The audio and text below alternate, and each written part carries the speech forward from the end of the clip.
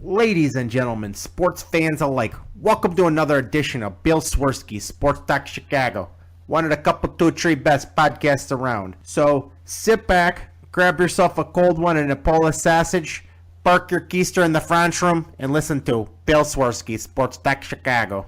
In Chicago, you know that all sports rock. The Bears, Hawks, Bulls, Cubs, and Sox. Pick your favorite, you can choose, as long as the Packers lose. For everything you need to know, it's Bill Swerski, Sports Talk Chicago. Bill Swerski, Sports Talk Chicago. Hey everybody, welcome to another edition of Bill Swerski Sports Talk Chicago. This is your hosts, Alex and Sean. On this episode, we have got Cubs Bedlam, Bulls confusing nonsense, and the Blackhawks on what looks like a complete rebuild. But first, I'd like to thank our sponsor, the Rockford Ice Hogs. If you're not familiar with the Rockford Ice Hogs, they're the AHL minor league affiliate of the Chicago Blackhawks. What does that mean for you? You get to see the stars of tomorrow today at family-friendly, affordable prices.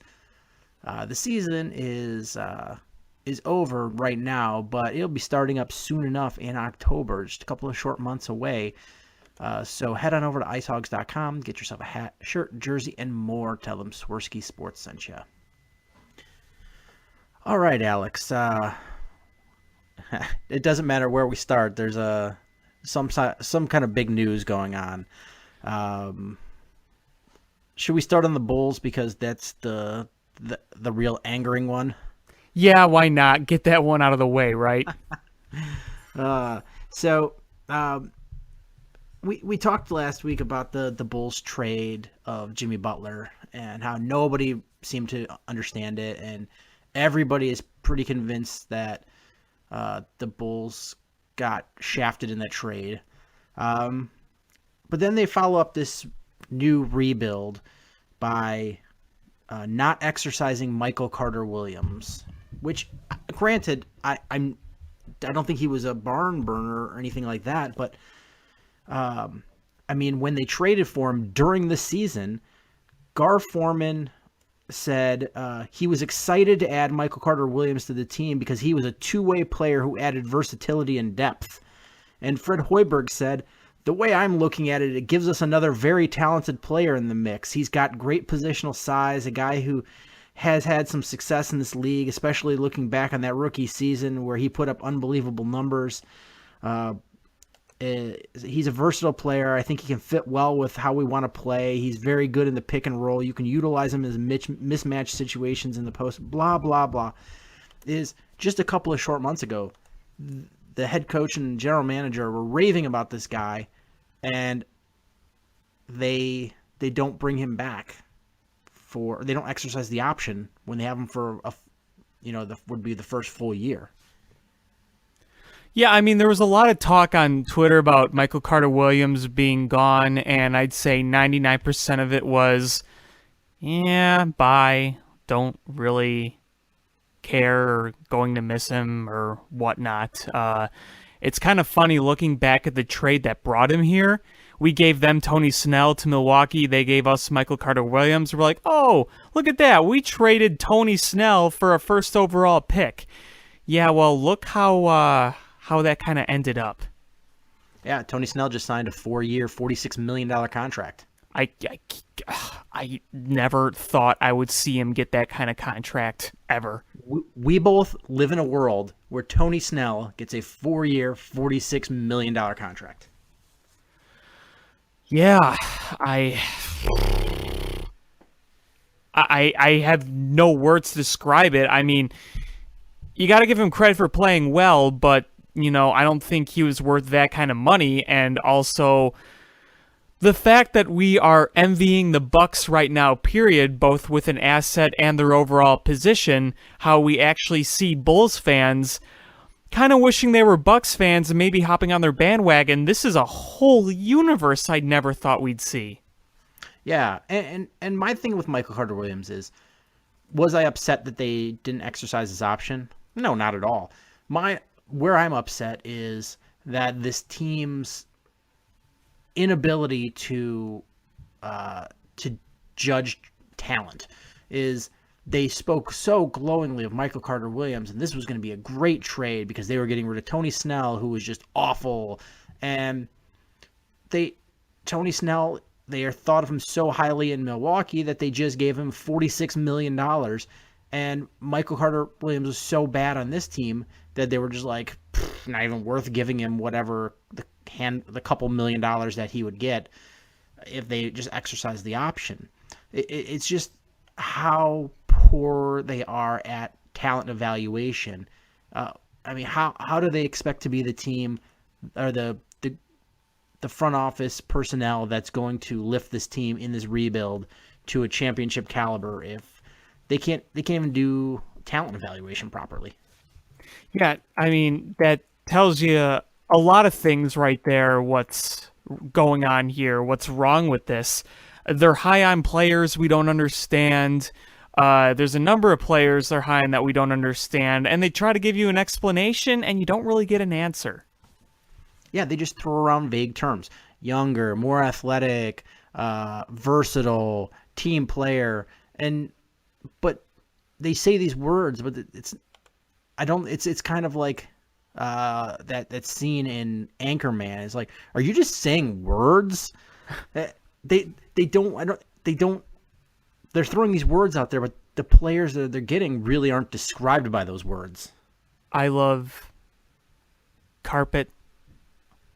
I love lamp. That's pretty much what it is. Yeah, because and they use the same things over and over, like you said. Versatile, young, athletic, team player. Those are all things you hear over and over.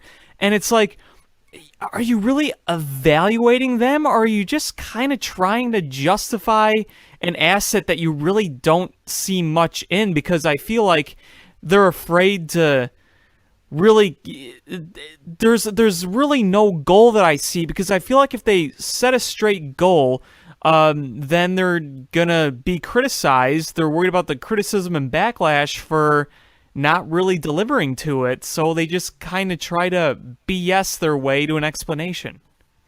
Yeah, I mean, Dwayne Wade, Rajon Rondo, Isaiah Cannon, Cameron Payne, Michael Carter-Williams.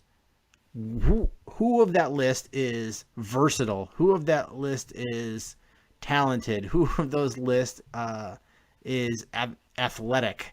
I mean, they just sign guys, and then they just throw buzzwords out there that hopefully placates the masses. Okay, think about last year, about the games they played against young athletic teams regardless of record. Think about the Timberwolves. Think about the Bucks. Those are two young athletic teams. Were they, Golden State Warriors good or Cavs good? No, but they beat the living bejeebus out of the Bulls because of their athleticism and quickness. That shows you right there that what they so-called wanted in younger and more athletic was the complete opposite. And now they got this so-called rebuild plan, and we're just kind of, we get the plan is to rebuild. There's no question there. They're not going to try to, quote, retool the same team. We know that's not going to happen, but we don't really have an idea of what their philosophy is. We don't really have an idea of what kind of system they're going to try to build around, because we don't know what's going to happen with the coaching, because let's face it, as long as Hoiberg has been here, they've pretty much put a team on the court that's the opposite of his coaching style. Yeah, it's you hire a guy that does A, and you give him players that fit a B system. It just doesn't make any sense. And you know what? In all this, I don't know if you saw the Photoshop on Twitter. It was the Minnesota Timberwolves, where they took the Bulls logo and the Timberwolves logo, and they basically mashed it together as one logo. I don't know. Did you see that? No, I didn't, but it makes sense, as they just got Taj. They've got Jimmy Butler. The rumor is they're going after Derrick Rose. And they got Tibbs running the show. And you know what? I see all these Bulls fans, including myself, we're all saying the same thing. We pray to God that that team comes together and does good things, because it will really show the management how they screwed up. And we like a lot of those guys. We all loved Tibbs. A lot of us loved Butler. We all loved Taj Gibson. So it would just go to show, like, Bulls, you screwed up, and, they're right there, Exhibit A on how you screwed up. Yeah, I mean, they traded Doug McDermott and Taj Gibson for Cameron Payne. And they're high on him. I don't really understand why they're high on him, but they seem to be. I mean, maybe if you're having a dance-off, but not at basketball. Right. A guy who can't shoot, and they have a very offensive, shoot-minded coach, but they have these guys. Hey, guess what? They can't shoot. And in other Bulls news, they released Rajon Rondo, or they waived his contract, which that was not surprising based on the reports, but again, he was the one that all the young players really looked up to, and so why? Like, you're not signing any other free agents. It's not the money. Yeah, I mean, Rondo's gone. He was here for 1 year. Did some good stuff in the playoffs until he got hurt. Was kind of here as soon as he left.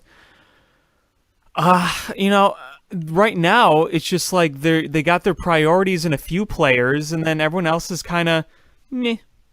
Because who did they just extend? Was it Cristiano Felicio? Felicio, and it was what, a 4-year deal? 4-year, $32 million. So yeah, I mean, obviously they're big on him. I guess there's really no reason for Rondo to be around, but when I saw that, I really didn't react much to it. Let's just say that. I just said, okay, I mean, I didn't really expect it to move forward with him at this point, but then again, it's the Bulls, so who knows? So I really don't have much to say other than it was a 1-year awkward thing to have, even though down the stretch and at the end of the season, Rajon Rondo was I would argue, the most entertaining player to watch on the Bulls. It's not saying much, but... Oh, yeah, absolutely. I mean, I'm not sad he's gone and this team's going to be terrible anyway. It just... I just trying to figure out what they're doing. Like, at least when the Bears sucked under Ryan Pace, I had an idea of what they were doing and what their roadmap was. With the Bulls, I don't see a roadmap. I don't know what they're doing. It just doesn't make any sense to me.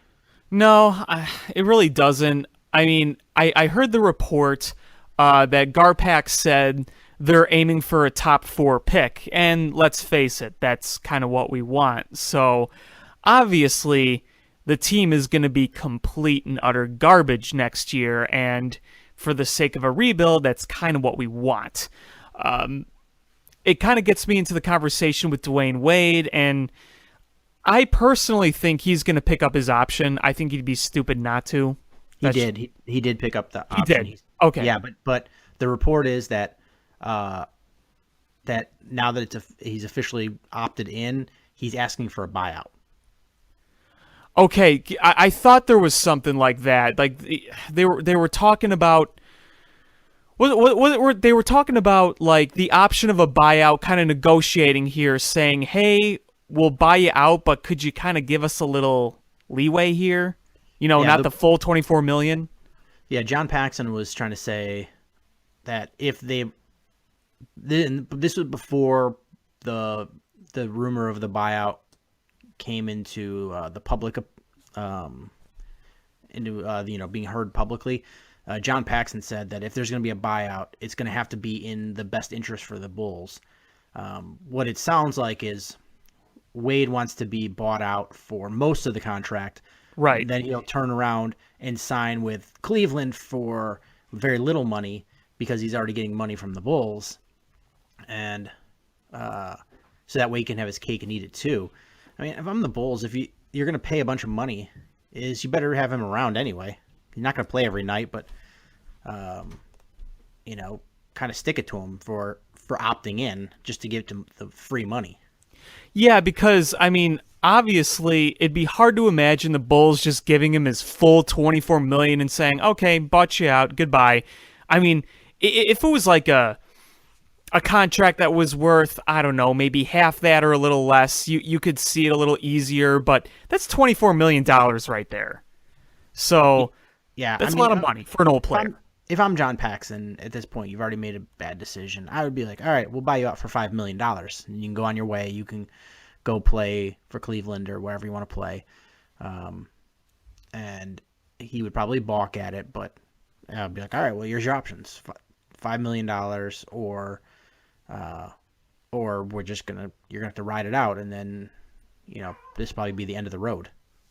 I mean, yeah. And okay, we could put a few scenarios as well here. Let's say Wade doesn't really get a chance, and this is probably unlikely, but I'm just kind of throwing this out there. Let's just say he doesn't have a chance to sign with a Cavaliers or whatnot. If he never really got that chance, or he really just wanted to say, I've got zero pressure on me. I'm not going to play every night. I literally can just almost relax back and make an easy $24 million.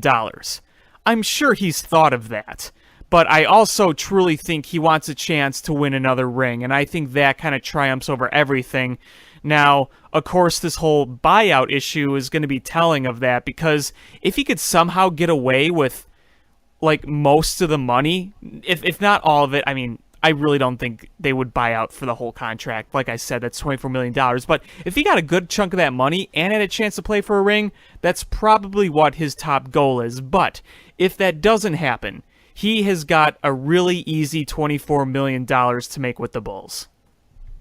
Yeah, easy $24 million. The easiest he'll ever make.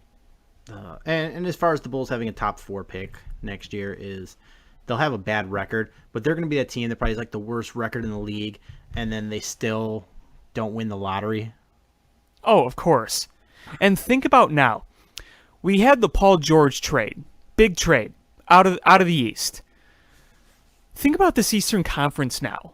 Did you see how they were saying only like one top player considered elite is in the East, and that's LeBron, or something like that? When it comes to like the top 10 of stars. Oh yeah, I mean, the pace or the Celtics got better. I think they just signed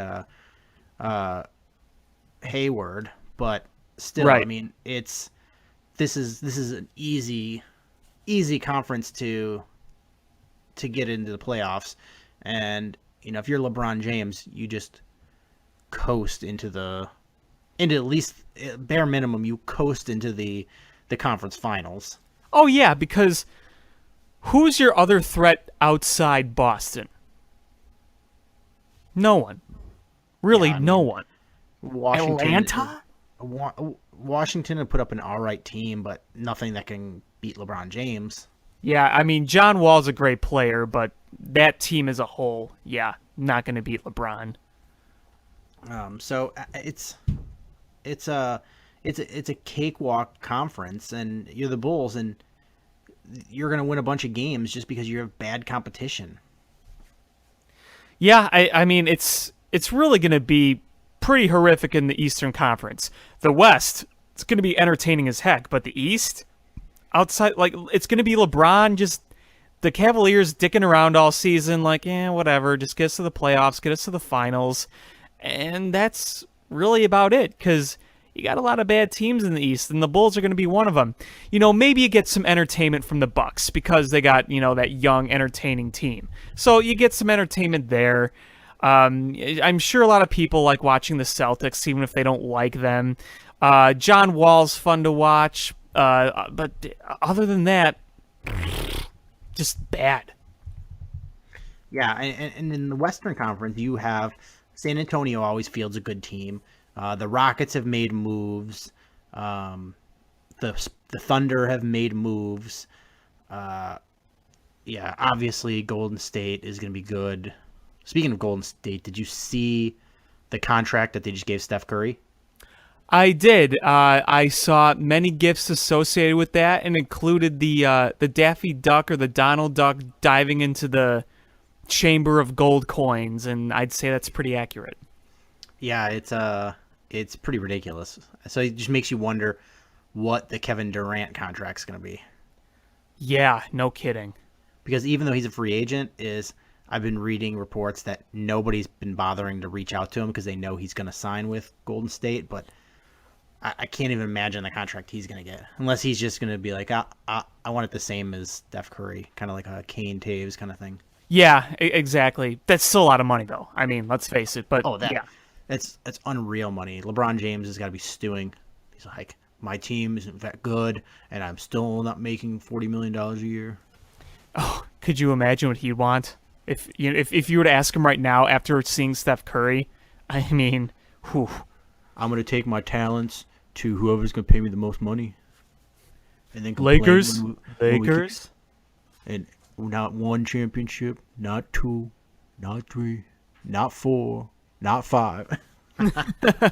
Well, it's interesting because everyone is talking about how Paul George is going to go to the Lakers in 2018. It's almost like it's pretty much kind of figured out. I don't know if you heard about that. Yeah, I mean, the thing is, the way you get around the salary cap rules is you do what Golden State did. Is Durant signs a 1-year deal with Golden State, and then they get to sign him for more money than they would if he was just a free agent.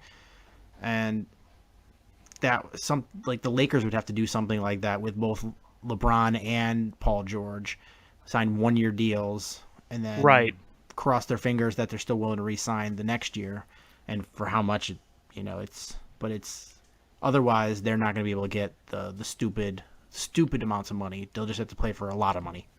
Right, exactly. And of course, obviously, when teams take that chance with a big star like that, they also got to pray that the team gets or wins a championship, because obviously if the player thinks that's a championship caliber team, it's bonus points right there and wanting to stay. Yeah, absolutely. I just hope. I have no problems with the Lakers. I was always a Magic Johnson fan, but I don't want to see the Lakers win a title or get these superstars on their team, because I don't want to see Lonzo Ball's dad gloat.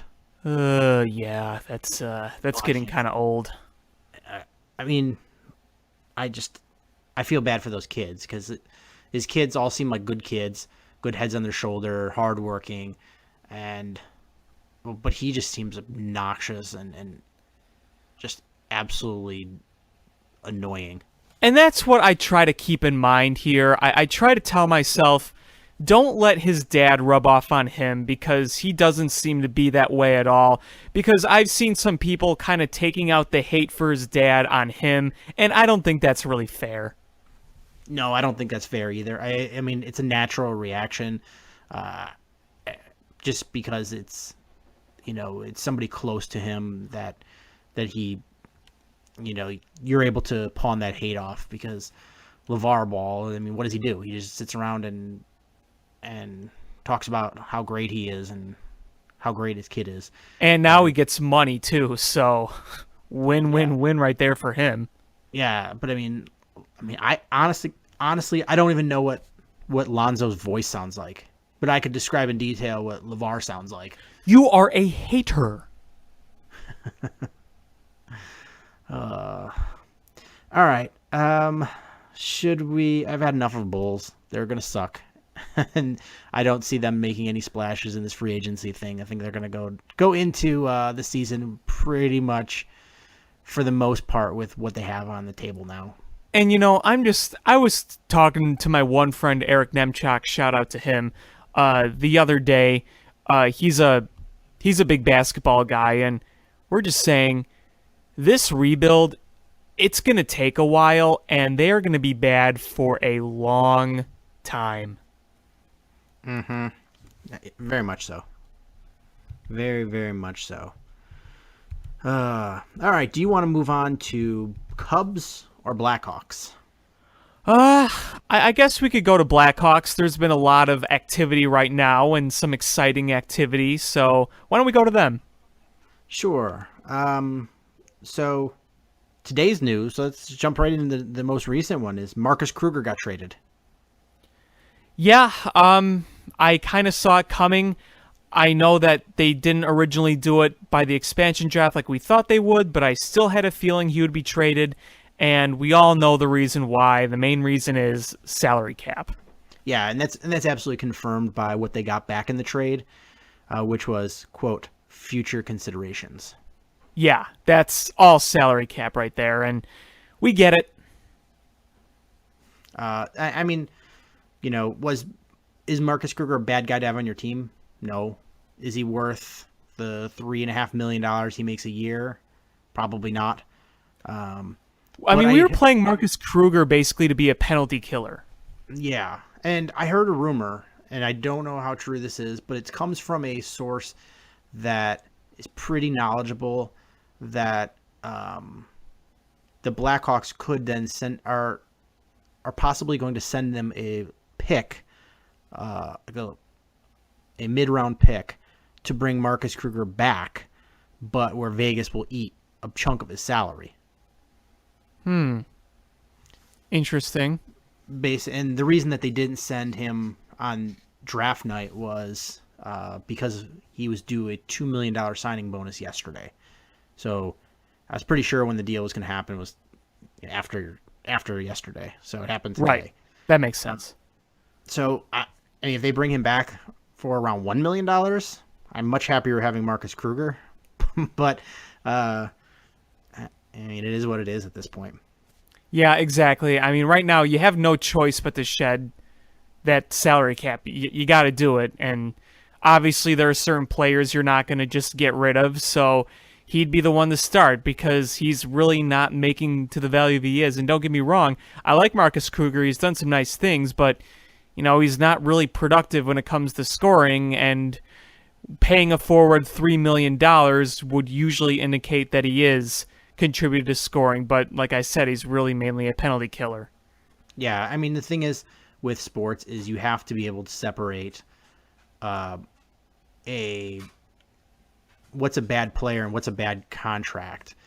You can be a good player under a bad contract. If you're making $10 million a year in NHL and you're scoring, you're a 40 to 50 point per year scorer, then you're a good player, but you're not earning what you expect.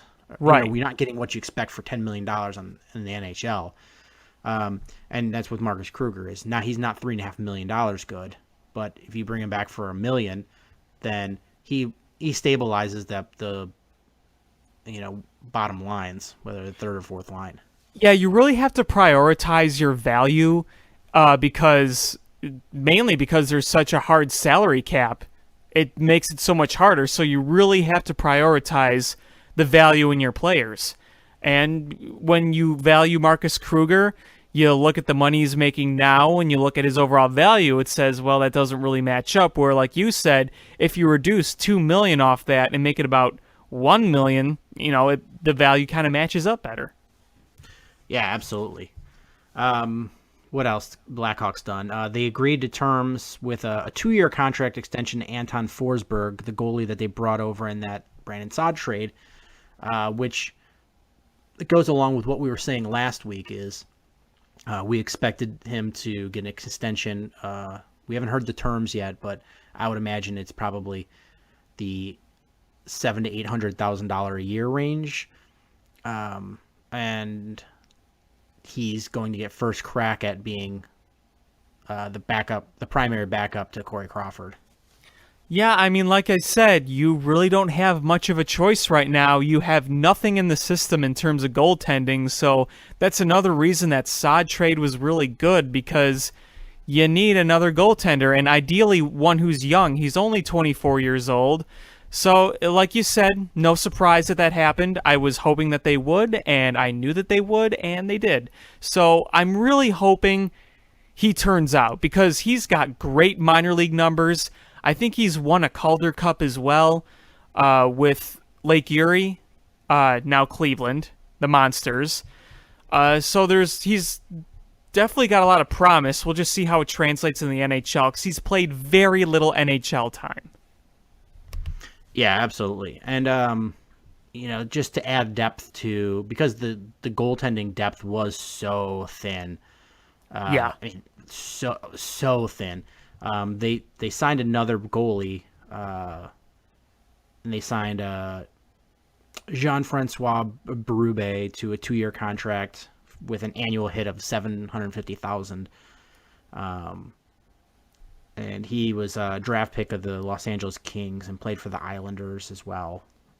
So he's another young goalie who that somebody's going to go down to Rockford to be the primary goalie in Rockford, and somebody's going to be Corey Crawford's primary. But at least you got competition for that backup spot now, rather than just handing it to Anton Forsberg. Yeah, exactly. That's a very good thing.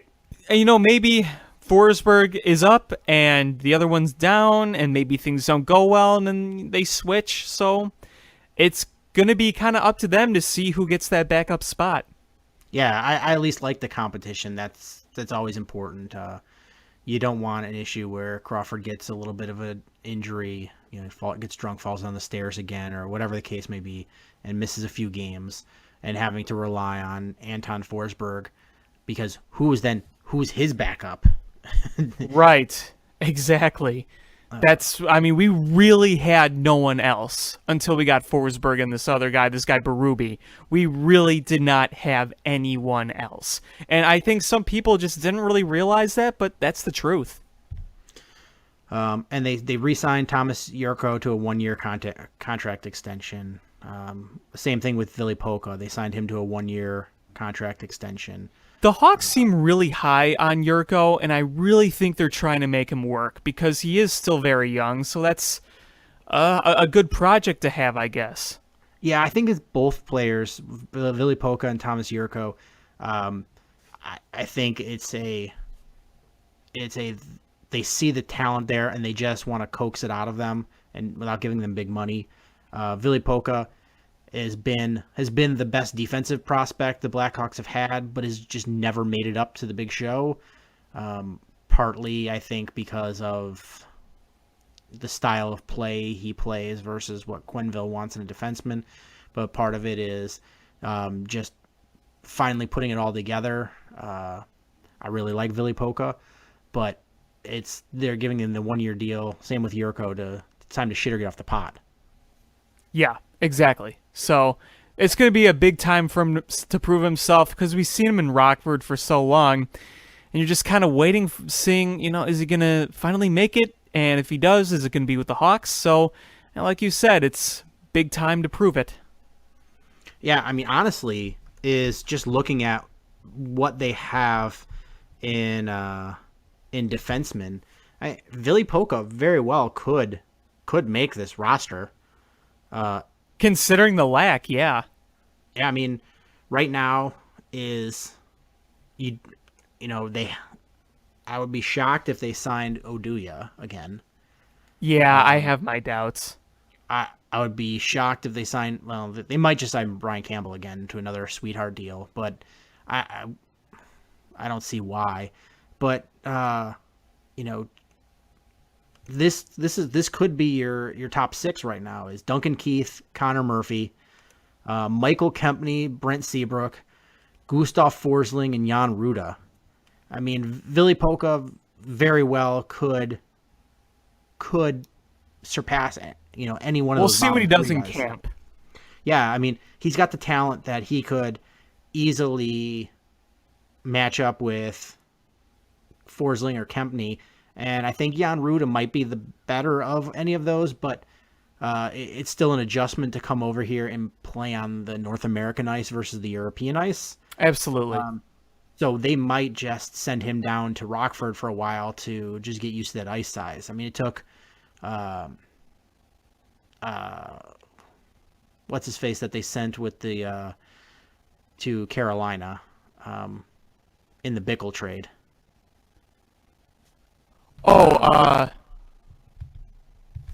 Wait. In the big that we traded to Carolina, or we got from Carolina? Teuvo Teravainen. Oh, you're talking about Teuvo. Yeah, I'm sorry. It took Teuvo a while to get used to that North American size ice. Yeah, because you remember, he was kind of up and down for a little bit. Yeah, so honestly, I wouldn't be shocked to see Jan Ruda just go down right away, and at least for a portion of the season before coming up, it gives Ville Poca a reasonable chance to make the squad. And I think that's something a lot of people want to see. They kind of want to see what Poca could do in an extended time in the NHL. So we'll see. But the Blackhawks also signed a defenseman Jordan Oesterle to a 2-year contract, which is going to add somebody else to the mix. But I still, it's there's going to be 3 spots that are wide open for somebody to go in, assuming that they're going to have an older vet, unless I'm assuming the 7th man is going to be a veteran that they don't worry about losing playing time to, either Rozsival or Brian Campbell being the 7th defenseman. But they have, frankly, I'd rather have Campbell than Rozsival. Oh, me too. I don't mind Campbell being back as if he's the 7th defenseman, but if he's going to be one of your top 4, then I don't want him back. Right, exactly. If you said he was a 7 defenseman, you could say, yeah, he doesn't get much playing time. He's out there as a veteran presence, and maybe he can be good for the young defensemen that we're trying to bring up here. But definitely, he can't be getting top defenseman minutes anymore, because we saw last year he didn't do terribly in the regular season, but by the playoffs he was getting just burned. He was not catching up with the quickness in Nashville. Absolutely. And so there's going to be 3 legitimate spots open for defensemen that are just up for grabs. There's, not just handed to somebody. Right, exactly. I just wish there was a way the Hawks could magically get a veteran yet under 30 good defenseman, because if you had one of those guys along with a Keith and a Seabrook, then you'd be pretty excited about that. But we're in the situation we're in. We're trying to really build up this defensive core. We've got a lot of new defensive prospects, and there's a lot of people talking highly of a lot of them. So that's what you're going to have to work with. And with working with that, we're going to have to deal with some growing pains. Big time. I think the Blackhawks are hoping that Connor Murphy is that guy that's a veteran that's under 30 that can still skate and is contract controlled. Their fingers crossed that's who the guy is. Right, exactly. Because he's still young enough to not be that experienced, but he has enough experience to know what it's like to play on an NHL ice. And keep in mind, looking at some of his basic defensive numbers, it doesn't tell you the whole story considering he's played on some really bad Coyotes teams. But when you're paired up with guys like Seabrook and Keith, we'll see what happens. New coaching, new system could go a long way. Yeah, I'm hoping. I'm going to be very hopeful, especially since we got rid of a guy who I think was pretty much beloved by most Blackhawks fans. And big time. Hjalmarsson was underrated in pretty much everything he did. Good defenseman, good skater, and he was a very underrated scoring threat. We saw what he did. Let's see. What else? There's one big one. Oh, yeah. So they also signed Lance Puma, who's on a 1-year contract. He's a center forward, adds bottom depth. Tommy Wingels, which the only reason I even care about that one is I saw a hilarious. There was a group of podcasters and Blackhawks bloggers that I'm friends with on Twitter that they were having a conversation about Tommy Wingels, and somebody put a picture from Tommy Boy. He's like, Tommy like Wingels. And I'm still laughing every time I think about it. But there are a lot of people excited about him. I'm not upset about it. I just I'm not super excited about it. It's just all these moves were brought in to add depth because the Blackhawks don't have a lot of young forward depth. There's a couple of all right guys, and then it just falls off pretty quickly. Well, I think a lot of people are big on Tommy Wingels, considering that he can do really well as bottom depth guy. Obviously, we're not looking at a star stud player here, but I think a lot of people are anticipating almost kind of a steal with him where they could find another hidden gem, kind of like what happened with Panic. He was just kind of brought here in a trade, and then he ended up doing some really good things. So I think there's a lot of people kind of having that similar hope with him, but more of a low line, less flashy status. So if that's kind of the case, then I'd say it's good to have a guy like that. Yeah, I mean, I'm not angry about it. It's affordable, and it's, he's got experience. But there's Which is good to have. Yeah, there's one last move that has, I would say, most Blackhawks fans split down the middle of whether they're excited or upset about. And when I first heard the rumor that this might happen, I was like, no way. No way. Patrick Sharp is back. I thought the same thing that you thought a few weeks ago. I didn't think they were going to bring him back at all. I'm like, no, they're not going to want to pay like him a lot of money to do that unless he got like a really, really good discount that he accepted. But here we are. It actually happened. Yeah, it's I don't know what to say. I mean, if they hold true with what they say, and they're just going to use him occasionally, and he's going to be on a bottom six player, if he's healthy, he's like 1 year removed from a 40-point season. Yep. So if he's truly healthy, and I mean the contract of 1 year, $1 million contract, not so bad. I know the players' wives are excited. Yeah, when I saw that he came on that kind of deal, I thought, okay, I can dig this. Because, I mean, we all loved Patrick Sharp in his prime. Name one Blackhawks fan that didn't love Patrick Sharp. He was electrifying. He did many good things. The sharpshooter, as we all called him, with his wicked slapper. He was great to watch. And he had he had an attitude too. Yeah. I mean, he wasn't afraid to go after somebody and play physical. No, he wasn't. He went out there and he gave it his all. And of course, the ladies like to look at his face, and he was voted sexiest athlete in Chicago. Now he's probably back to that status again. There's no doubt that he's probably not going to be the same Patrick Sharp anymore, considering his age, his injuries. But having a talent like him again with this team, I'm kind of excited to have him back. I'm not like, holy crap, this is putting us over the top, just because of his age and where he's been. I mean, if it was the Patrick Sharp from a few years ago, there'd be celebrating on the streets. I just pray that he can stay healthy. I'm just praying that he could, still put forth his talents where they are, because I still believe Patrick Sharp is a fantastic player, but we'll just see how the physical aspects of his body are able to keep him up. Yeah, absolutely. So if he's terrible, it was $1 million, and you can just healthy scratch him for the rest of the year. And people will still all love Patrick Sharp no matter what.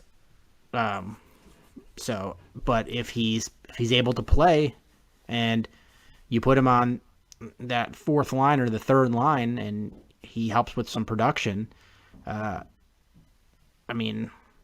he can do. And it's not just that he's not just a forward, but he's got experience at center. He can take faceoffs. He's versatile enough. I think that goes a long way. Absolutely. And I also think, I was telling this to someone the other day when they signed him, you got some young players on your squad, and I think having a vet like him down there, maybe playing with a lot of those guys, will do some good. Yeah. Looking at the Blackhawks roster, just roughly, top line, you're probably looking at,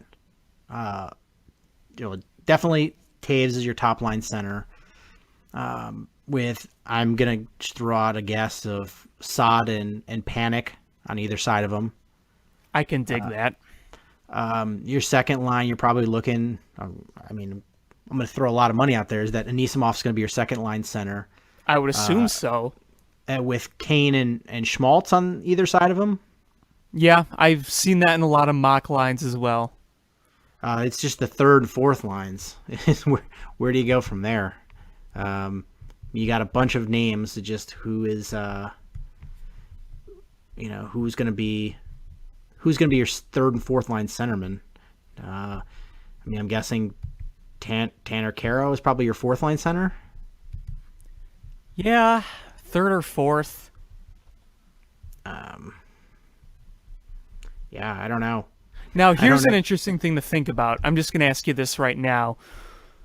Do you see Petra Cane really kind of aiding even more production with Schmaltz? Because we saw how well he played with Taze last year, but with Petra Cane now, Petra Cane can really help you put up some productive numbers. So, do you see Petra Cane really helping up the production of Schmaltz?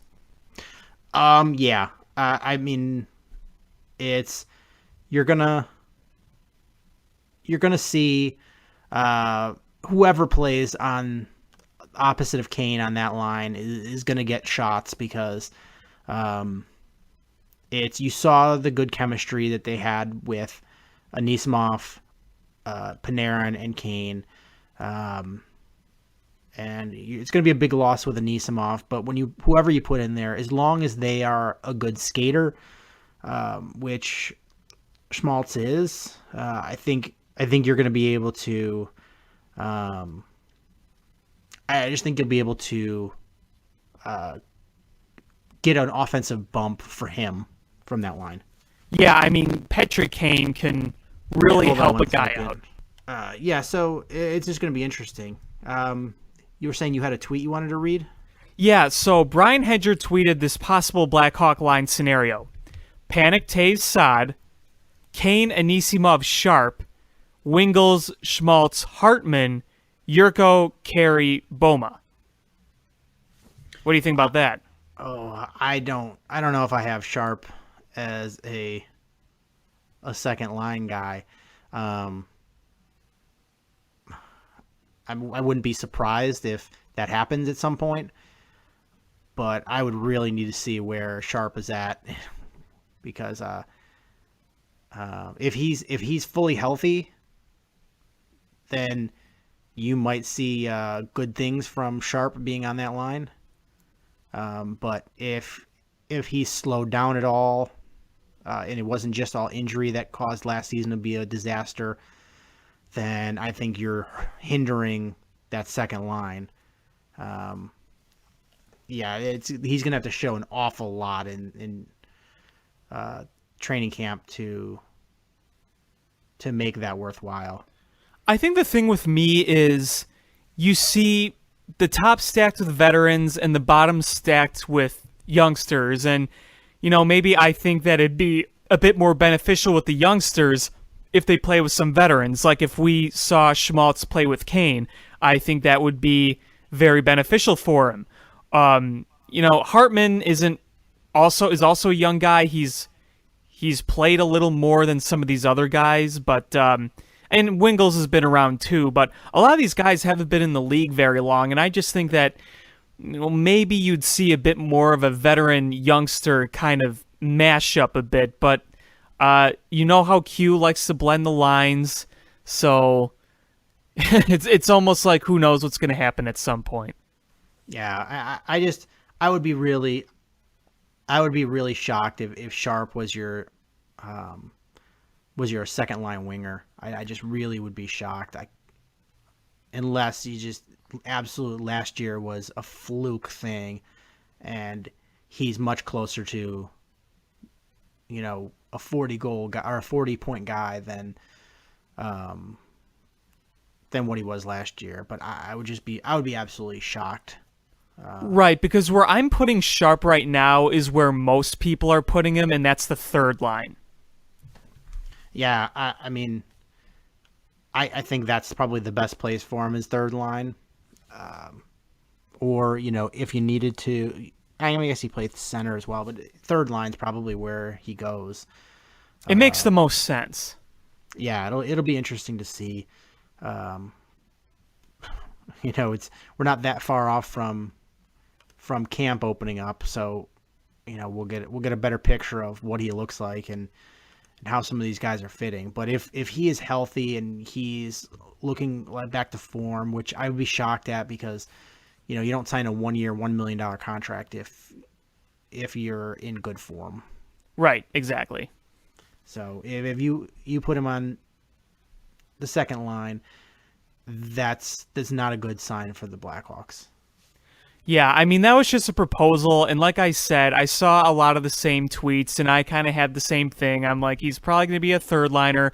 Most lines have him, mock lines are having him on the third line, but it was an interesting proposal and something to at least think about and give you a little perspective on what they can do here. But yeah, I'm with you. I think it's more likely that he's going to be a third liner to start. And, maybe stuff changes. Probably definitely will change, whether there's an injury or Q plays the line blender. So as for the start of the season, I can't really see Sharp anywhere else but the third line. I don't think he's going down fourth, and I don't think you'll see him on the second. I think Schmaltz is the guy they're going to have with Kane, and then you're going to see Panik and Saad with Tays. Yeah, something along those lines. I don't think we're going to see too much of a bigger splash of a roster shakeup than we've already seen. They might have one more guy somewhere along the way, but I think really what we have right on here on July 2nd is going to be pretty close to what we have opening night. Yeah, I would assume so as well. Obviously there are some spots kind of going to be competed for during camp, but the basic will be there. Yeah. Let's see what else. Michal Rozsival, he's going to be, when the season starts, he's going to be 39 years old. I don't want him on the roster. I don't either. I've been wanting him gone for so long, and I have nothing against him. He's just old and he's slow. I know. I really thought that when he got injured in 2015 in the playoffs, I really thought that was it for him. I'm like, well, I hate to see him go, but I can't see him coming back, and he did, and he came back again. I think Coach Quenneville has like a tracker on his ankle so he can see where he is at all times, and he proposed to him that he wanted to live with him, and no, I'm kidding, but we all know how much Q likes Rozsival, and he probably wants to keep him around as much as he possibly can. Yeah, I'm just looking. The Blackhawks have way too many American guys on their team. Ryan Hartman is American, John Hayden, Vinny Hinostroza, Kane, Caro, Saad, Schmaltz, Connor Murphy. Those are all American guys. So the biggest names that are not American are probably Tays, who's Canadian, Crawford, who's Canadian, Sharp, who's Canadian, and then I know he's not playing, but Marian Hossa, who's from Slovakia, and yeah, I mean, you're right. There are a lot of Americans. Keith and Seabrook are Canadian. Right. Yeah. Yeah, so many American guys. That's the curse of too many Americans. All right, so I guess we can wrap this up by going to the Chicago Cubs. This was an interesting week, to say the least. Interesting, frustrating, a lot of other things. Yeah. Let's just start with the pink elephant in the room. After a game against the Washington Nationals where they stole 7 bases, which is entirely too many if you're not a baseball fan. By the 4th inning. And after the game is Miguel Montero threw Jay Gary under the bus and basically blamed him. Well, he blamed the pitching staff for the fact that the Cubs give up so many stolen bases. This is also when Montero just kind of skips the throw to second or the throw to third goes into left field. I just want to point out two things. One, Miguel Montero's not fully wrong. He's not. Jake Arrieta does not care about the runners going. He is very consistent with his speed to home plate. I mean, John Lester is the one that people knock, but you don't get a lot of stolen bases on John Lester because they do so many things to alleviate it. He varies the speeds to where he goes home. There's a lot of back picks. Things like that is people will take giant leads, but they don't always go. Arrieta is the one they really go on. But this is a huge but. I mean, this is a giant Kardashian butt. Miguel Montero is 0 for 31 throwing people out this season. Right. Exactly. And that's not just on your pitchers. Yes, we all can agree, and people said the same thing on Twitter. Jake Arrieta is not quick to the plate. That is a fact, yes. But if you haven't thrown anybody out and you're that bad and you're seeing these pretty bad throws, it's not just the pitcher. It also falls on you. If Montero would have said something like, we didn't do well, it was a bad team effort, I was bad, our pitching was bad, they ran all over us, we didn't complete it as a team, yeah, fine. You're taking responsibility, as everyone should have in that loss. But the pointing of the fingers with those stats, people are like, really, dude? And it wasn't just pointing the finger. It was, I mean, there was anger and hatred, the way he said it. I mean, it was just, it wasn't like heat of the moment, kind of like, you know what, hey, my pitcher's got to go faster to the plate to help me out. Like, that's just something that comes out. But it was just the way it was. And when I heard that it happened, I was like, you know what? He was already on the fence as far as somebody being gone. He's going to be so gone by, I just thought it would take a couple of days. But no, next day, out. They didn't mess around. I mean, I got the notification at about 11:45. Yeah, it was pretty quick. It was like 12 hours, and he was gone. And Rizzo had pulled no punches in what he said about him in response. Yeah, I mean, calling him a selfish player for those comments, it was like, wow. And I know there was a lot of, not so much Chicago people or, fans or media, but national media were criticizing Rizzo for what they said was a very similar thing to what Montero did, and there was no backlash towards him. What are your thoughts on that one? Well, Montero, he started the fire, and Rizzo clearly felt strongly about it. I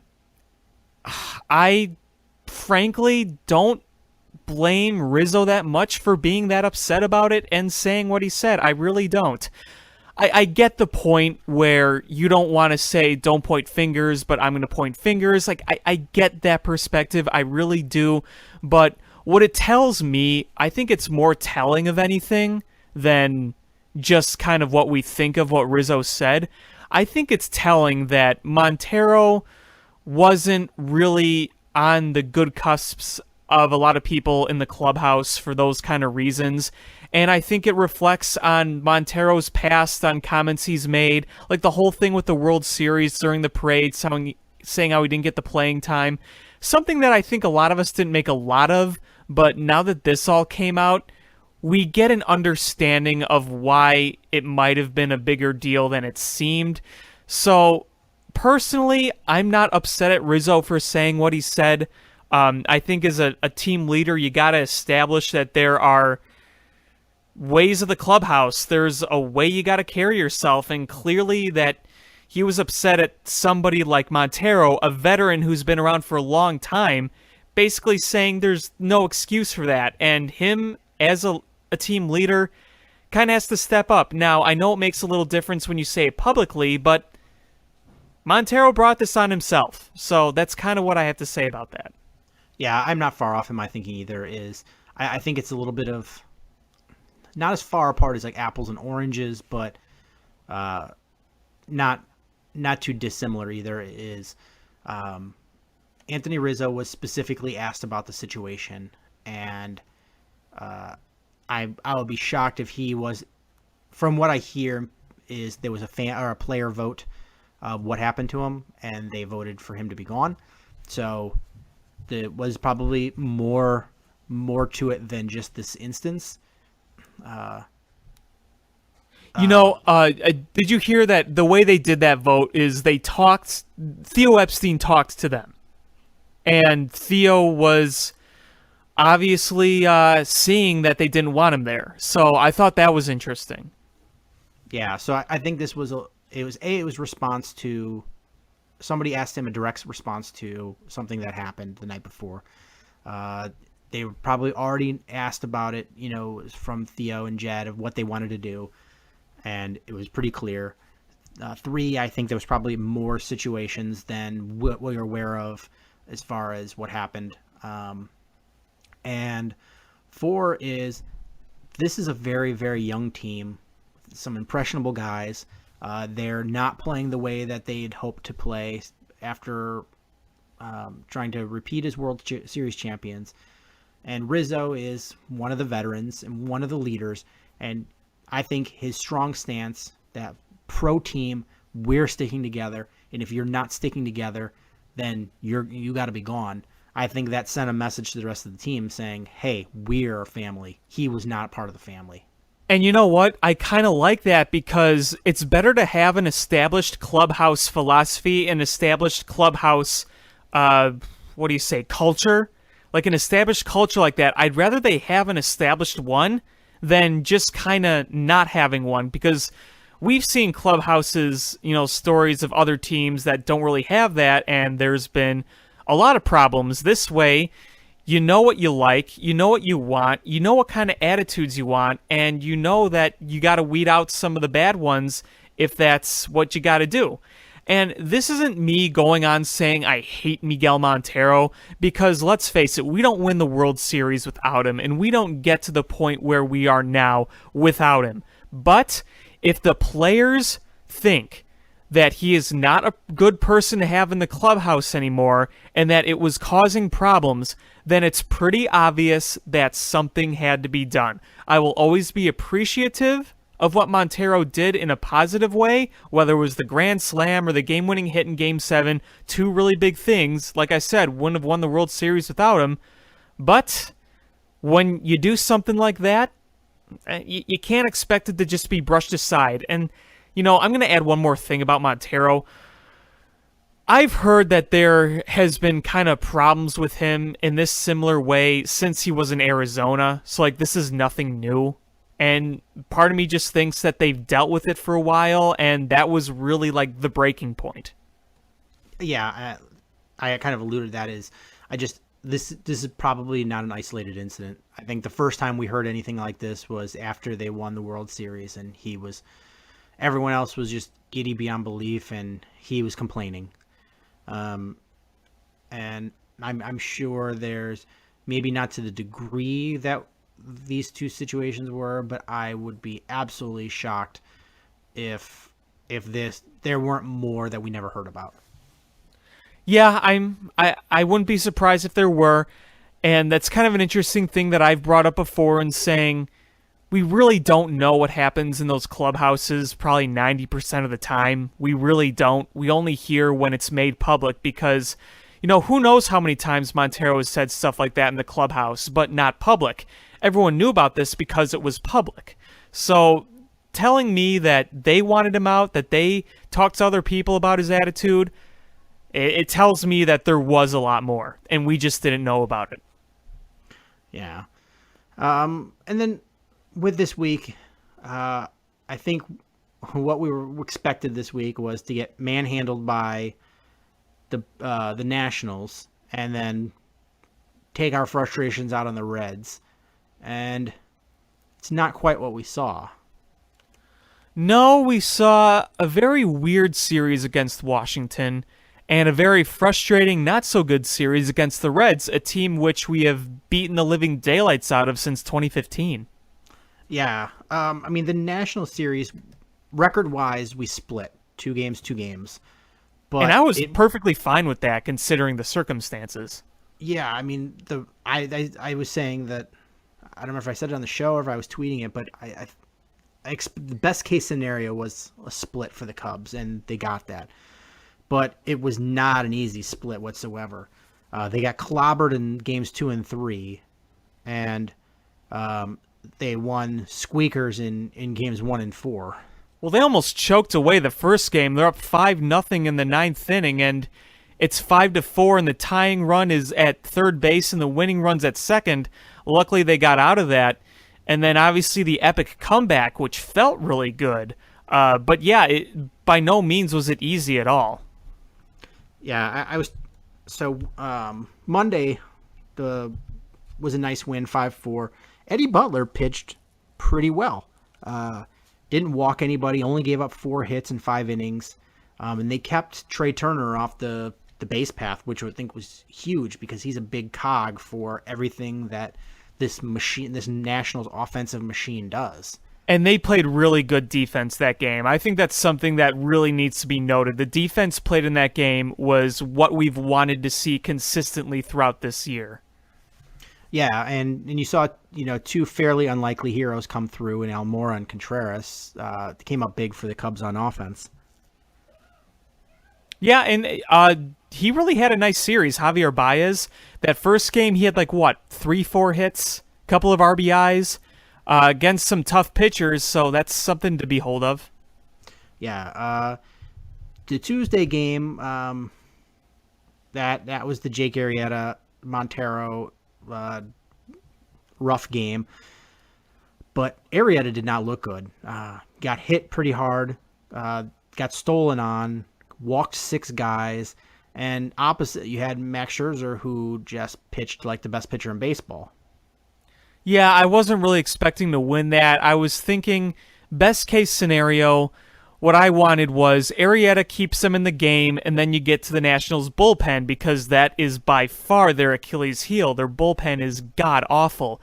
So what my hope was, I'm like, okay, if Arrieta can give us some good stuff, maybe go 6 innings, keep them 2 runs or under, and you kind of just work Max Scherzer. You don't really need to tee off him right away, but you work at him and make him throw some pitches, and you try to get into their bullpen, then you have a chance. However, with the way Arrieta was pitching and Scherzer doing Scherzer things, then obviously that went all out the window, and it was not good.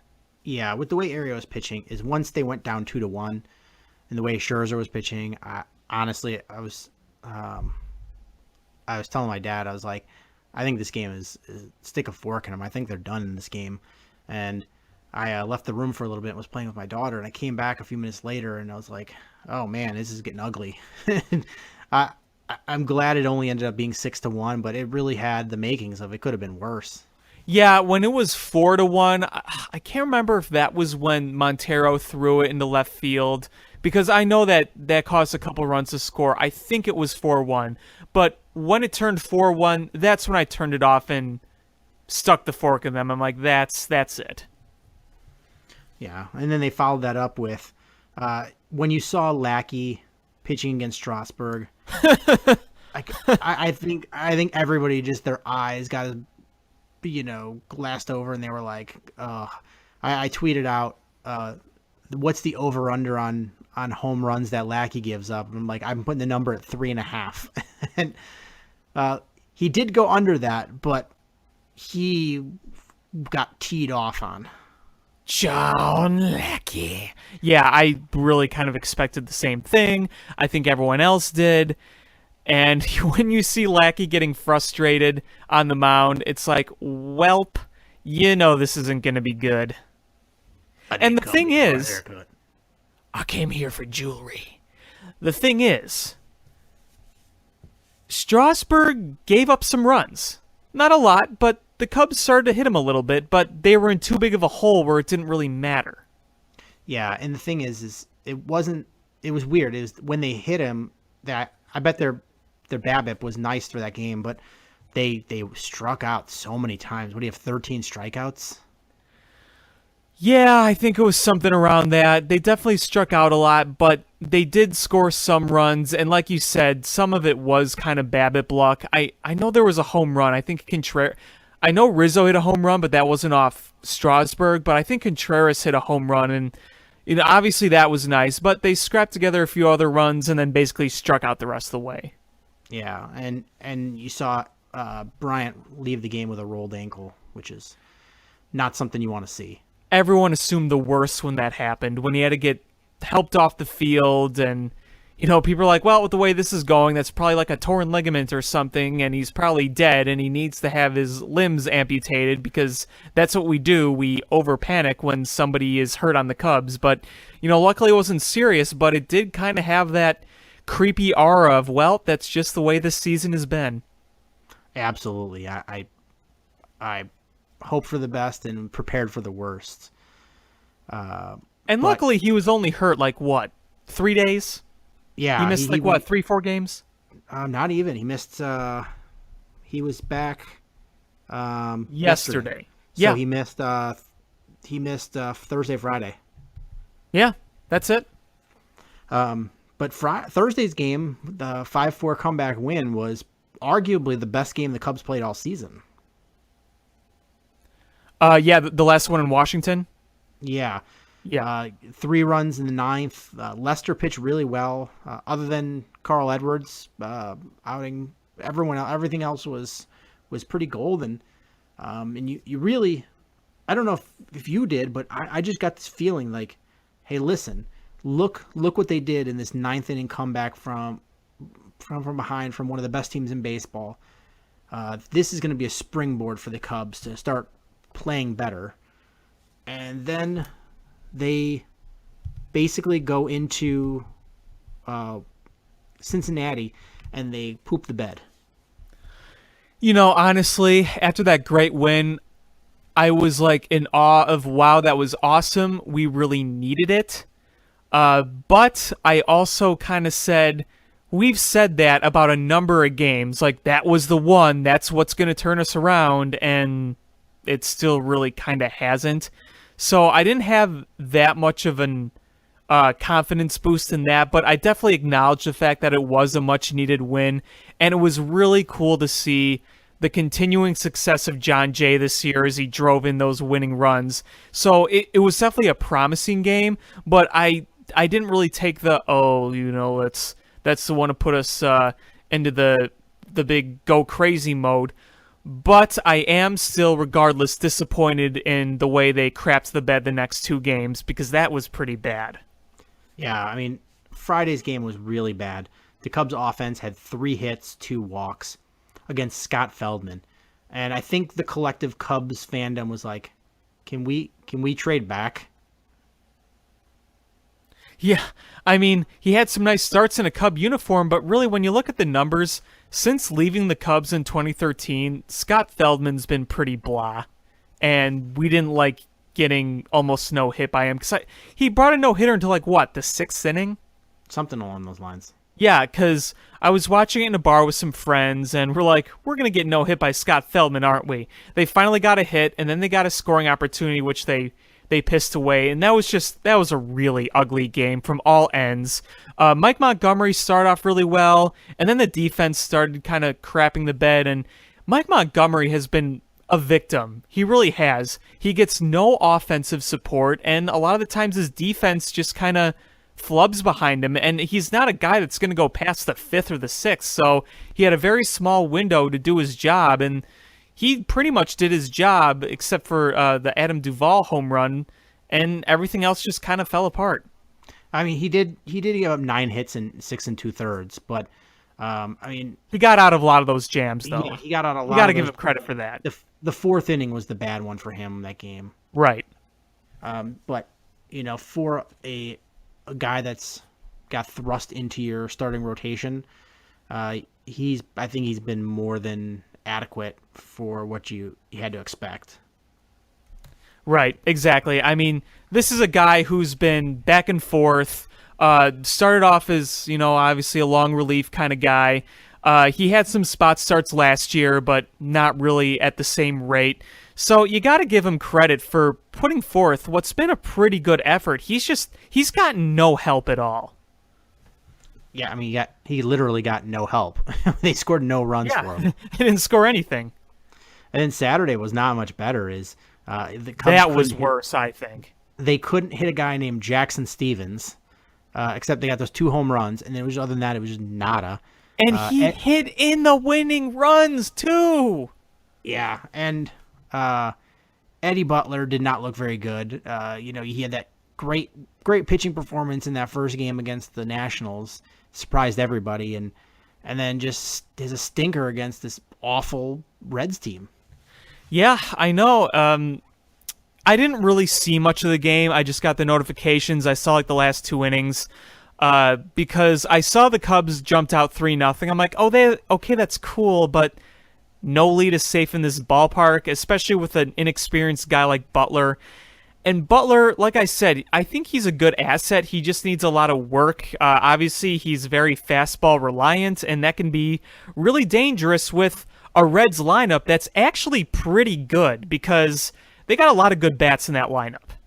Despite their pitching not being very good, you got Joey Votto, you got Duvall, you got Schebler, even Scooter Jeanette's having a good year. So it's a good lineup, and he had a really rough inning, and they couldn't recover from it.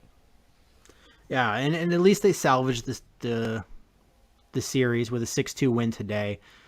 Ian Happ had an offensive explosion with 2 home runs, and Arrieta went 7 shutout, which was great to see.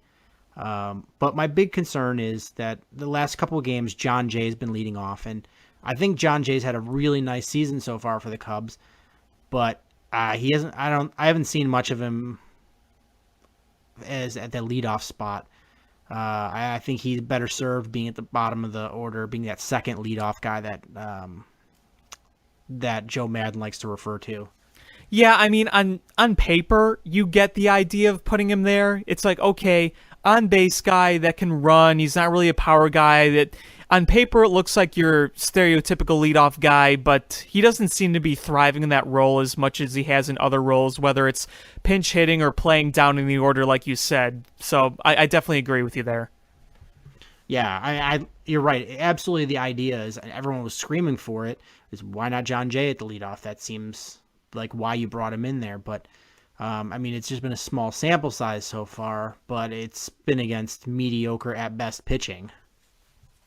Yeah, and I'm not taking anything away from John Jay. I just think a guy like him who's meant to be a bench player, he has his role, and it's going to be hard to stick him into a much high-pressure role like leadoff man is, even though on paper it looks like it would make sense. Yeah, what I'm saying is not a knock on John Jay. I like him, but when he's been at his best when you've put him down at like 8th, 9th in the order. Or pinch hitting off the bench. And, I normally don't like the pitcher batting 8th, but when Madden does it, I do like the way he refers to it as like a second leadoff hitter.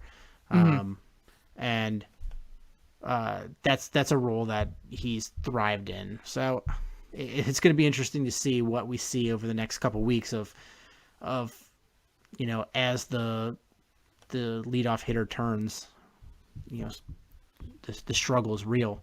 Yeah, I mean, it's a hole that we have, and we haven't really solved it. We've tried many things, and short-term things have worked. Anthony Rizzo worked for a little bit, and then that kind of cooled off, and we saw Wilson Contreras lead off with a home run. So it's been all over the place. It almost feels like at this point that everyone's going to get their shot leading off. Yeah, I wouldn't be shocked if KB gets up there and gets a shot at it. Maybe Jason Hayward, he gets a shot when he's healthy. So don't really count anyone out as a position player to play leadoff at some point, I guess. So coming up for the Cubs, they've got a series against Tampa Bay, a big homestand, 3 against Tampa Bay, the makeup game against the Brewers, and then 3 spot against the Pirates. So all winnable. but important nonetheless. Very important because 4 of the 7 games are divisional games. And you really want to beat Milwaukee, obviously, because they're in first place right now. The Tampa Bay one is going to be interesting because Tampa Bay is really playing well. A lot better than we all thought they would be. Yeah, they really have. I think most people thought they were going to have a pretty rough season. Especially in that division. Which is turning out to be a very good division, but they've got an above 500 record. They're 5 games out of it, but the Boston's been playing really well, but it's been back and forth in that division. Toronto's the only one that's out of it. Yep. But the thing is, the bad news about this is that a lot of people assumed that they could be a potential trade partner for the Cubs with some of the pitching, and at this rate, I don't see them being sellers. So if you're the Cubs and you want to make a trade with Tampa Bay, you better sweep this series and start driving them down.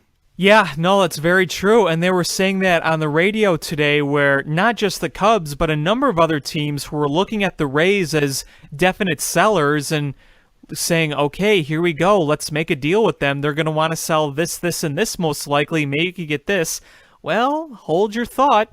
No, it's not just the Cubs. Like I said, it's a bunch of other teams. Yeah, nobody in that division is out of it other than probably Toronto. If the playoffs were to start today, Tampa would actually have the second wild card. Yeah, exactly. So, there's no guarantee they're going to keep this up. It could be one of those things where in the second half they just fall apart, and that really wouldn't surprise me. But if you're the Rays right now and you're competing and that's generating interest for a team that really struggles to draw, you're going to want to try to draw as much as you can for business. So you're probably going to be more reluctant to sell. Yeah, here's the thing, is the Cubs definitely need help, and they're definitely going to be in the trade market, but you have to have a partner. You can't just be like, well, we're going to trade and get somebody. Is the American League right now is Oakland A's have the worst record in the American League, and they're only 7 games out of the wild card. Yeah, I know. The White Sox are 5.5 games out. So really is White Sox, though, they're sellers, period. That's they said that. Organization. They said we're sticking to the plan. Is Minnesota's a rebuilding team. Kansas City is close enough where if they would have bottomed out, they would have been sellers. But think about where they were at the beginning of the year and think about where they're at now. They're only half game out of the wild card. Yeah. Baltimore is an interesting one because they came out swinging and they were doing really well and starting to play pretty poorly now, and falling. But I just don't. Their see pitching them is sellers. horrendous, and their pitching is horrendous. They've got bats. Texas, I don't see them selling. Think about how many wins Texas would have if their bullpen wasn't complete and utter garbage. Yeah. Toronto is a team that I don't see them being sellers. So you basically have White Sox, probably Detroit, and they're just going to trade expensive guys so they can get that free salary. Up. Yeah. Yeah. And Oakland. So you've got 3 trade teams in the American League and the National League. God,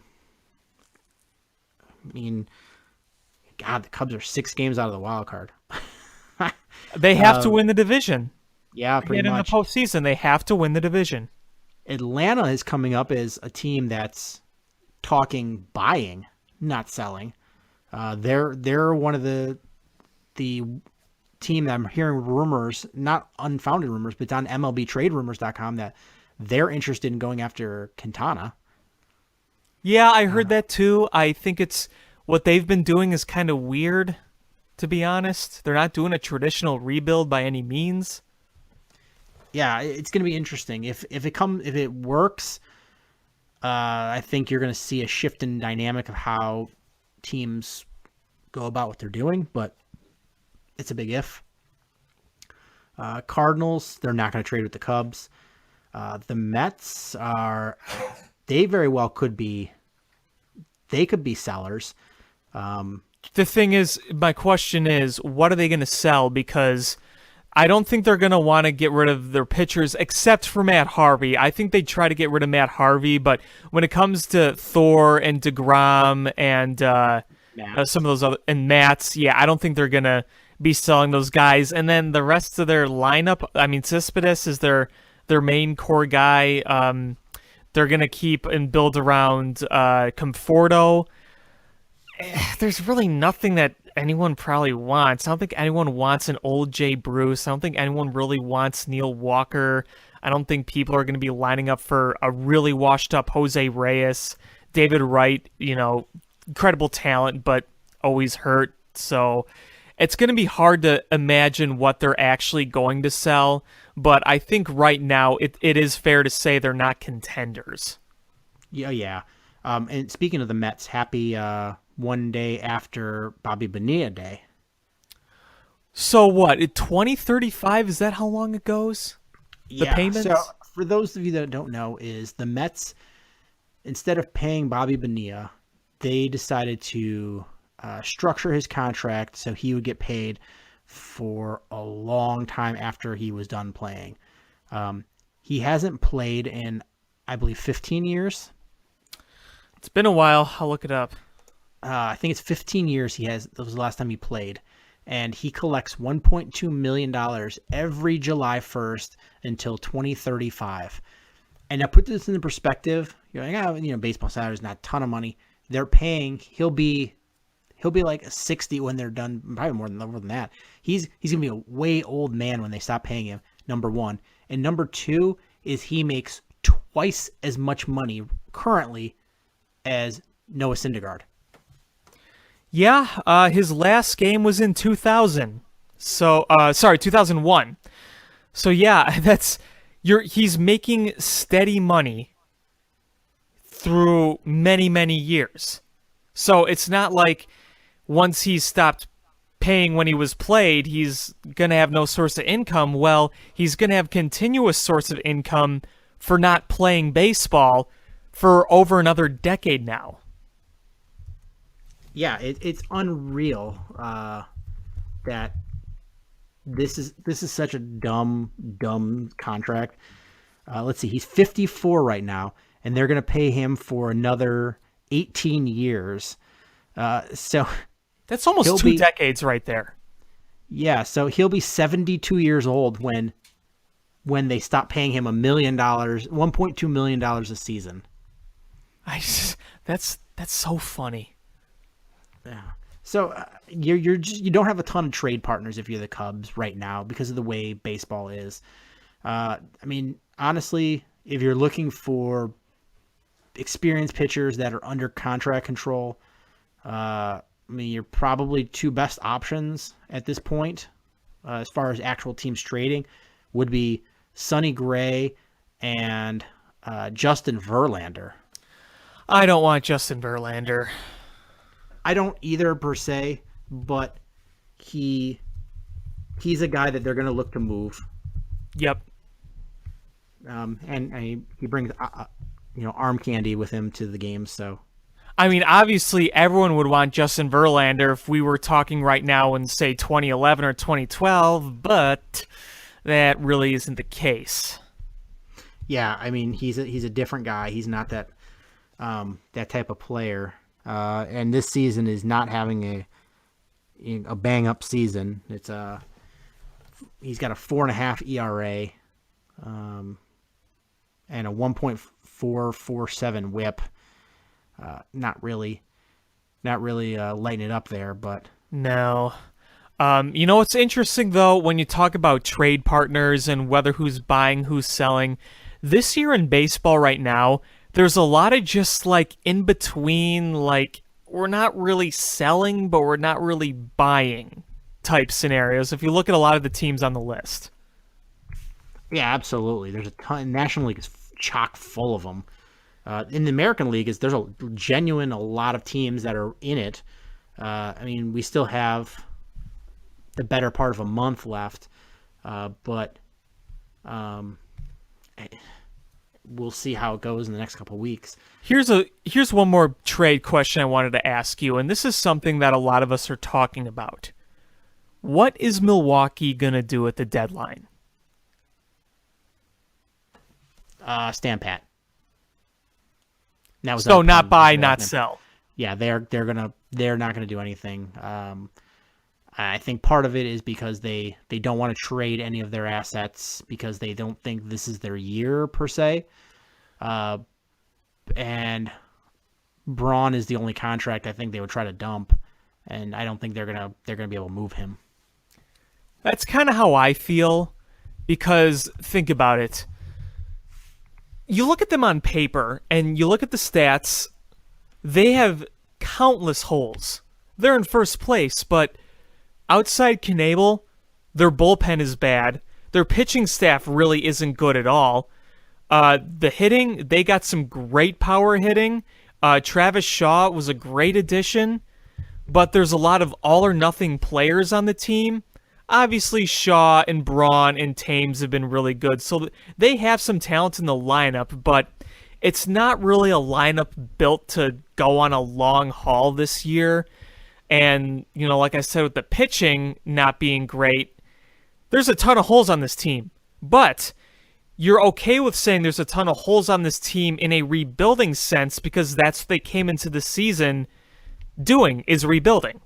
And I think that they're going to continue to do that. But with the way they're playing, the way they're surprising everyone, I don't really see outside Braun and, maybe a guy like Matt Garza, maybe them selling much at this point. So I'm kind of with you on that. I'm ruling out a big buying spree because I think they'd be stupid to do that because there are too many holes to fill and you would have to give up your future to try to completely pull a season out of your ass. And I don't see them just clearing house because there's a lot of young guys on that team that they're trying to build around. Here's an interesting one that I'm curious your thoughts. I have my own opinions on it. Yes. But with where Toronto is, and I think we both kind of hinted that they're probably dead in the water. But if this holds true through the trade deadline, do you think you could pry Stroman from them? Maybe. I really think that Toronto realizes that the scheme that they have and that they've had the past 2 years, they know their window was short, and unfortunately for them, they didn't make the most of it, and they're going to have to maybe clear up some things and go on a new direction because they lost one of their top hitters in Encarnacion. Jose Bautista is getting old. Troy Tulowitzki is no spring chicken, and he's had these injuries. I think they're going to want to start kind of revamping their franchise. They realize that the current scheme is kind of not there anymore. They had their chance. It's not there. So, maybe they do. That would be an interesting kind of thing that not a lot of people have talked about. I was just kind of looking at the league leaders in WAR for pitchers, and seeing who's on a team that's a seller. I mean, Chris Sale is far and away the leader in WAR. He's got a 5.1 right now. Yeah, he's insane. He's pitching really well. Scherzer's up there. Michael Fulmer is up there. He's pitching very well. And that's the guy the Tigers want for the future. That's who they're kind of building around in terms of pitching. Chris Archer is right there, but I just don't see the Rays selling at this point. Kershaw, Zach Greinke is up there. Strasburg, Kluber, Severino from the Yankees, Carlos Martinez, Lance McCullers, Jimmy Nelson, Jason Vargas. I'm just trying to... Jeff Samardzija is number 16, but I don't want him. I mean, he'll eat innings for you. He won't walk a lot, but I just don't trust him down the road going into stretches for the postseason. I just don't. You you don't get a Cub player until number 19. It's John Lester. He's tied with Yu Darvish. Yeah. I mean, it's pretty clear that John Lester's our top guy when it comes to pitching. What about Nova from the Pirates? I don't see the Pirates making a trade with the Cubs. I don't really either, and they're kind of in a weird spot. Right now, the Pirates, they're still sub 500, and they've played some better baseball as of recent until kind of going on another skid the past, 4 or 5 days. They're 37-45. They're 6.5, they're 6 back of the wild card, mixing this up. They're 10 back of the wild card and 6 back of the division.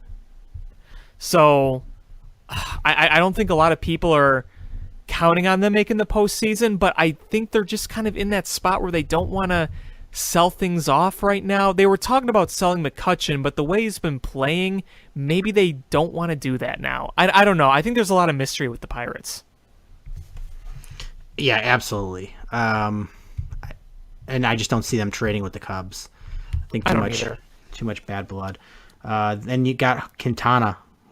So like that's really the top 25 pitchers in WAR. What they're bringing, and not a lot of those guys are available. It's going to be an interesting next couple weeks because that's when you're going to see who, if anybody, starts bottoming out and starts looking at the future rather than this year.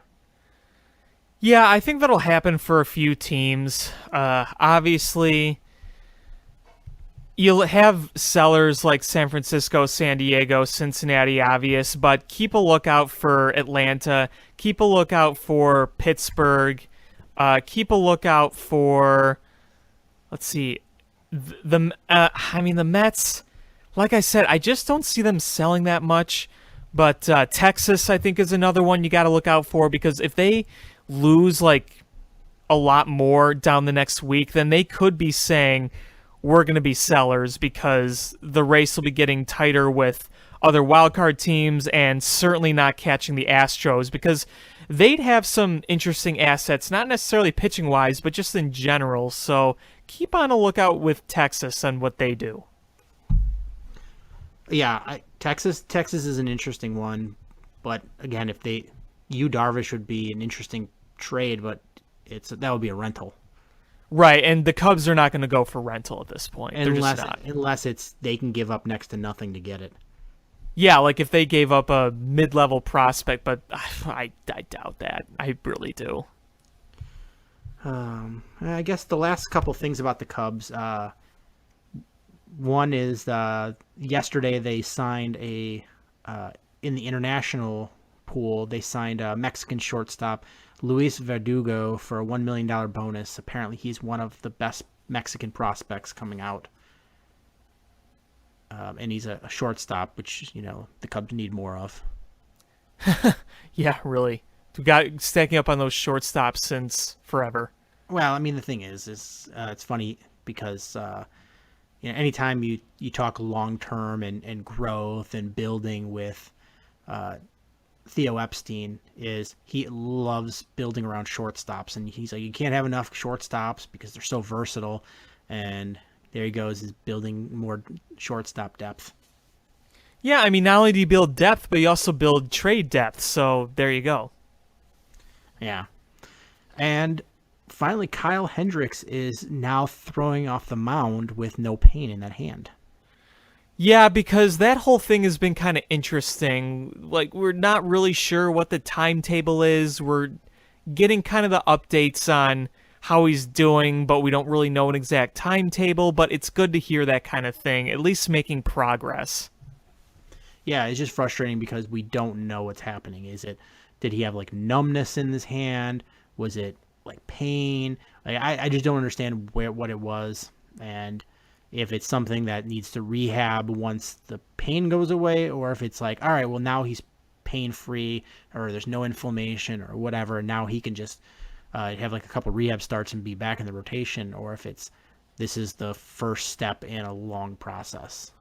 Right, exactly. So hopefully he'll be back after the All-Star break. That's kind of what I'm hoping to get to at this point. just survive to the All-Star break. You don't suck. Maybe you play a little bit more 500 ball, and you get to the All-Star break. You get everyone healthy and get ready for the second half. So that's kind of where I'm at right now. Speaking of which, as soon as we were getting on the air for the show, they made the All-Star announcements, and only one Cub is in the All-Star game. Did you hear who it was? I'm going to guess Chris Bryant. No, he's in the final ballot vote pool thing, but he's also with Justin Turner, so he's probably not going to get there unless the Cubs fans just go ham. But no, take a guess on who it was. Wilson Contreras. Nope. Rizzo? Nope. I don't know. Who? I'll give you a hint. It's a pitcher. Lester? Nope. Arrieta? Nope. Oh my! Don't say Lackey. No. Hendricks? No. Nope. Come on, you got this. Wade Davis. Yep, that's it. Wade Davis. He I'm is thinking the Cubs' lone All-Star. Wow. Well, I don't really want to talk about the White Sox because there's no trade rumors and they just stink. They're bottoming out in this in the American League. Hey, they've had some walk-off wins recently, but they don't really mean all that much. But yeah, there's really nothing to say about them right now. I'm waiting for trade rumors to come with them because when trade rumors come, we'll have a lot to talk about. But crickets. Absolutely. Nothing. Yeah. Nada. Yeah, it's been pretty quiet. Not so I even don't with think David anything else- Robertson. No, yeah. I heard a rumor that they him being packaged with Quintana, but that was an unsubstantiated rumor, so we shall see. Yeah, well, So- other than that, I got nothing. I don't know if there's anything else you wanted to talk about, my friend. Nope, I'm pretty good. All right, well, thank you guys so much for listening. You can check us out on social media at ShyFanPat1, at Swerski Sports, SwerskiSports.com, Facebook.com/SwerskiSports. Make sure you hit subscribe on however you listen to podcasts, whether that's iTunes, Stitcher, YouTube. And thank you so much for listening. And until next time, bear down. Cubs win! What a lucky break! The good Lord wants the Cubs to win! We thank Ditka and God for all they have provided. Cubs win! Cubs win!